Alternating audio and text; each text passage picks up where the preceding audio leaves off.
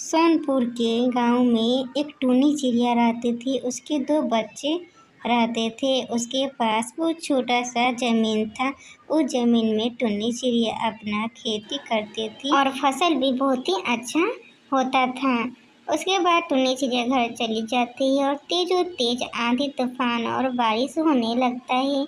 तभी टूनी चिड़िया कहती है कि हे भगवान, सारे फसल और सारे मेहनत सब बर्बाद हो गया है।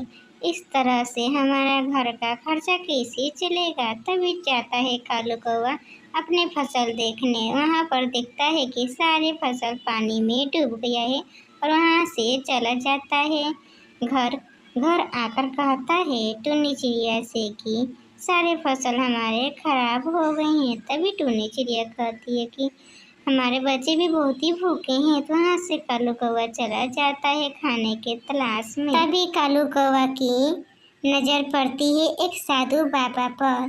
तो वहाँ पर कालू कौवा जाता है और साधु बाबा की सारी समस्या बता देता है और कहता है कि बाबा, खाने के तलाश में मैं इधर उधर भटक रहा हूँ, मुझे खाने को कोई नहीं दे रहा है। तभी साधु बाबा कहता है कि तुम परेशान मत हो, मैं तुम्हें एक ऐसा जादुई पेड़ दूंगा जिससे तुम बहुत ही धनी हो जाओगे। तभी वहाँ पर जादुई बाबा एक जादुई पेड़ देते हैं।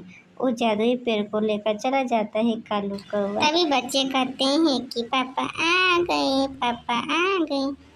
तभी टूनी चिड़िया कहती है कि क्या लाए हो खाने के लिए, बच्चे कब से भूखे हैं। तभी कालू कौवा कहता है कि खाने के लिए तो कुछ भी नहीं लाए हूँ, मुझे एक साधु बाबा ने पौधा दिया है और कहा है कि इसे तुम खेत में बो देना, इससे तुम्हारे सारे दुख दूर हो जाएंगे और तुम बहुत ही धनी हो जाओगे। ये सुनकर टूनी चिड़िया बहुत ही खुश हो जाती है और उसे टूनी चिड़िया और कालू कौवा लेके चले जाते हैं खेत में और उसे खेत में बो देते हैं और वहाँ से चले जाते हैं। जब सुबह होती है तो टूनी चिड़िया और कालू कौवा का ये सब देखकर बहुत हैरान हो जाते हैं।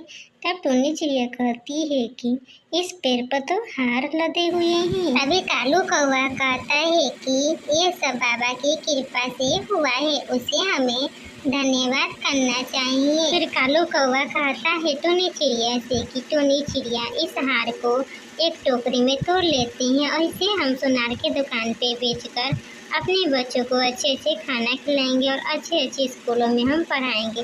तभी टूनी चिड़िया सारे हार को टोकरी में तोड़ लेती है। उस हार को टूनी चिड़िया सुनार के दुकान पर बेच देती है और एक अच्छा घर ले लेती है और अपने पति और दोनों बच्चों के साथ बहुत ही खुशी रहने लगती है।